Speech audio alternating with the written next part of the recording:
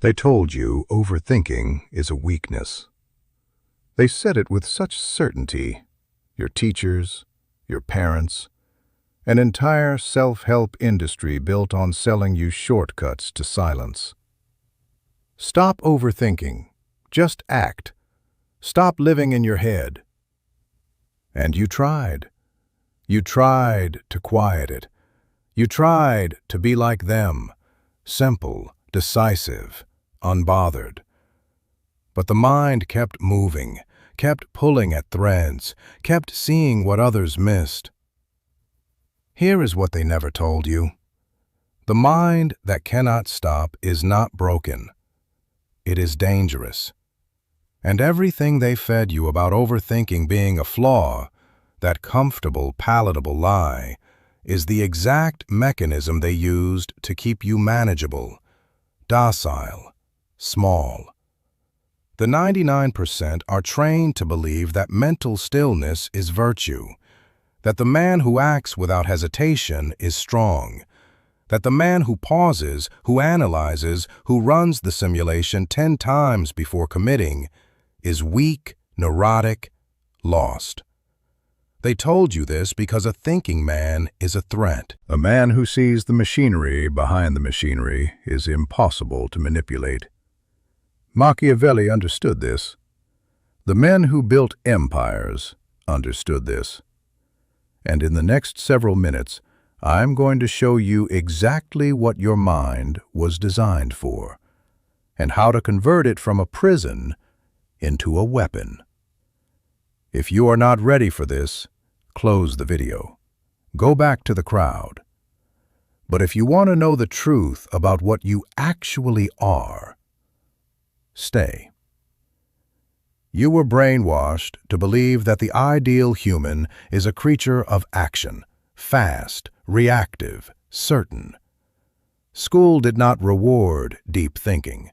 It rewarded fast answers. Media did not celebrate the man in contemplation. It celebrated the man in motion. The entire cultural machinery was designed to produce workers, consumers, followers, not architects, not strategists, not thinkers. And so the mind that refused to be quiet was pathologized, labeled anxious, disordered, excessive. The system needed you to stop asking questions it could not answer. Niccolo Machiavelli wrote in The Prince, "The first method for estimating the intelligence of a ruler is to look at the men he has around him." He understood something that modern psychology is only now beginning to quantify, that the capacity to observe, to model reality with precision, to see what others refuse to see, is not a liability.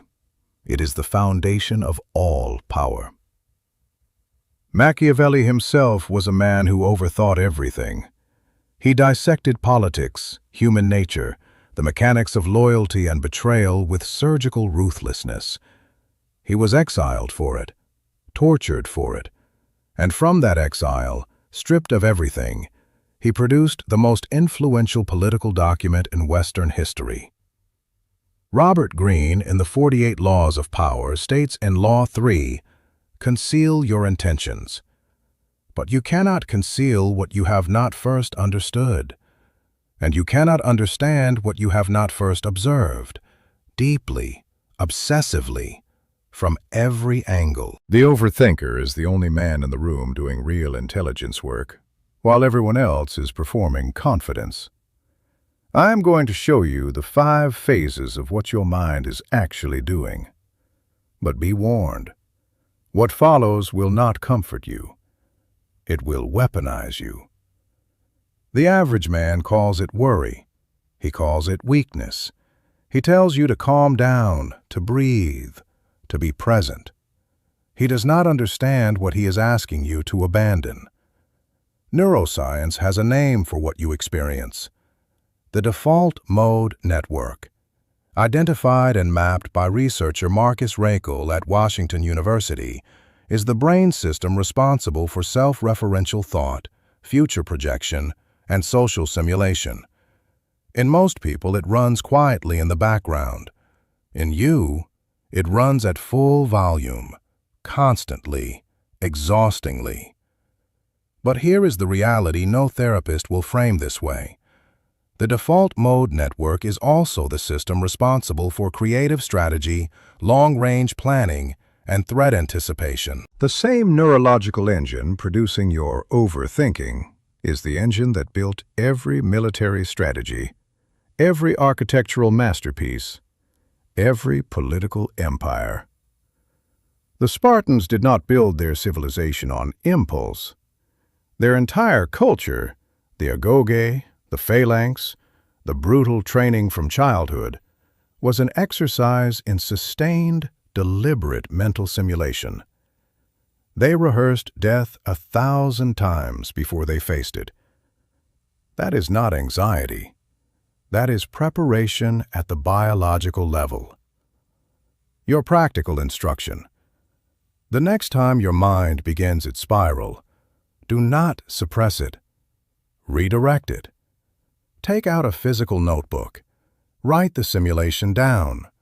Force the chaos into structure. Give your threat detection system a target instead of letting it consume you. You are not broken. You are unmanned machinery. Aim it. What does it mean, then, that this level of mental processing has been available to you your entire life and no one ever taught you how to use it? The 99% are comfortable because they do not see the full picture. Their comfort is purchased with ignorance. Yours was taken from you, or perhaps you never had it. Either way, the man who sees more carries more. That is the transaction, and it is non-negotiable.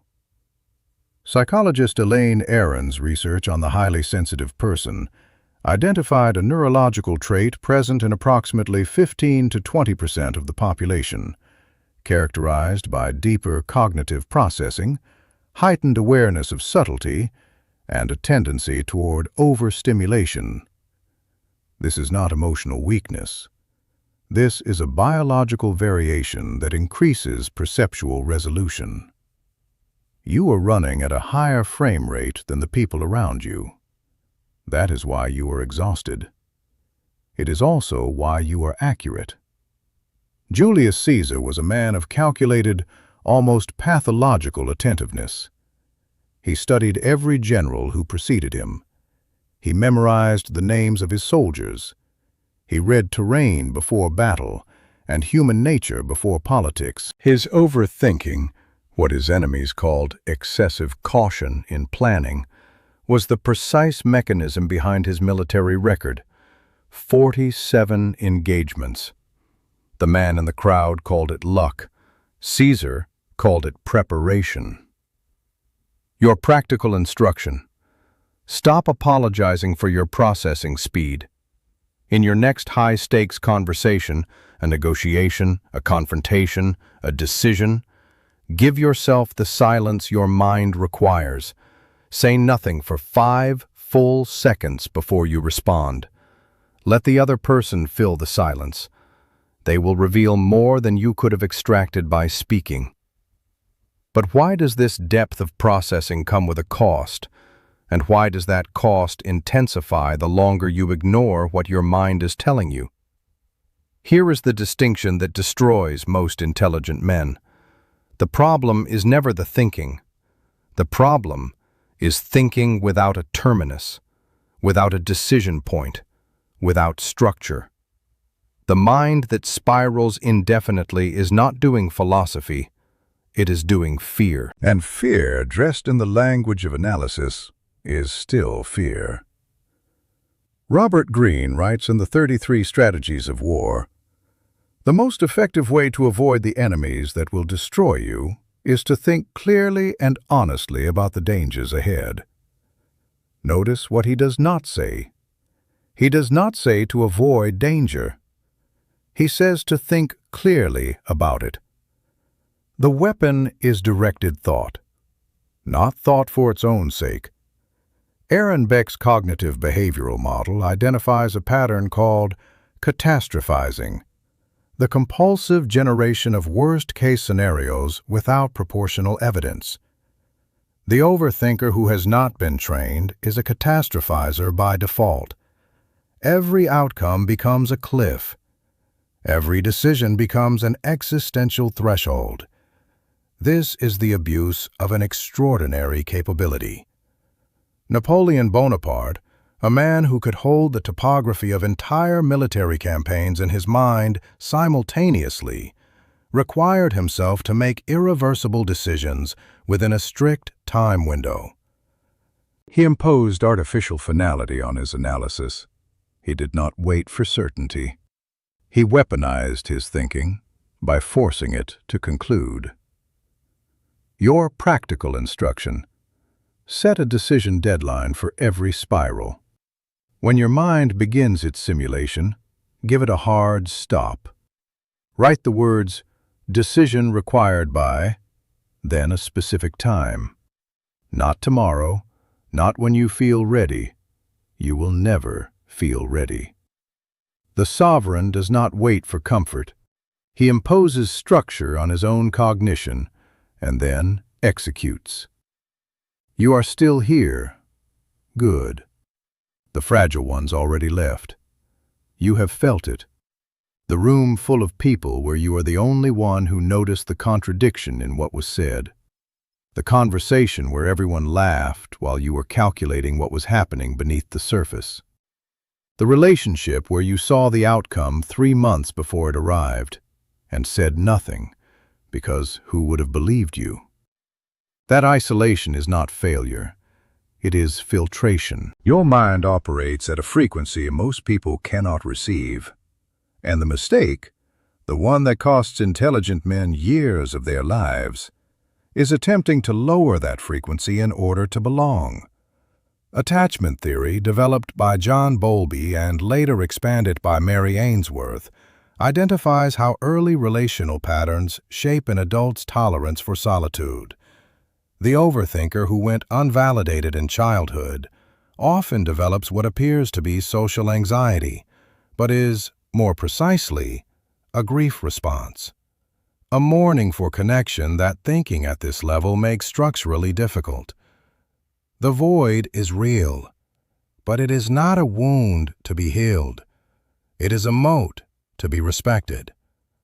Cosimo de Medici, the architect of the Medici banking empire, the man who transformed Florence into the center of the Renaissance, operated almost entirely in isolation from public sentiment.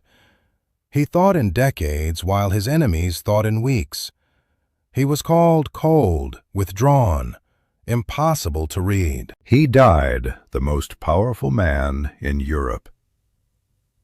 Your practical instruction: audit your social environment with the precision you apply to every other analysis. Identify who in your life requires you to perform simplicity. Remove them or reduce them, not with hostility, with surgery. The wolf does not mourn the absence of sheep. Everything up to this point has been preparation. This is the weight of it. The mind that processes at this level, that sees more, simulates more, carries more, has an obligation to produce, not comfort, not belonging, not peace, production, output. Work that matches the architecture of the mind doing it. Anything less is waste, and waste, at this level, is a form of violence against your own potential.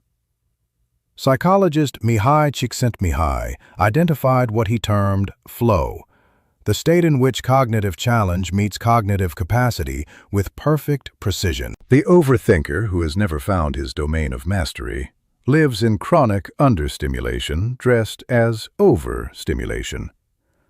The mind is not racing because it is broken. It is racing because it has not yet found the territory worthy of it. Galileo Galilei did not obsess over the structure of the cosmos because he was anxious. He did it because the question was large enough to hold the full weight of his mind. The church threatened him, tried him, imprisoned him, He recanted publicly. He never stopped thinking privately, and the work survived him by centuries. Your practical instruction.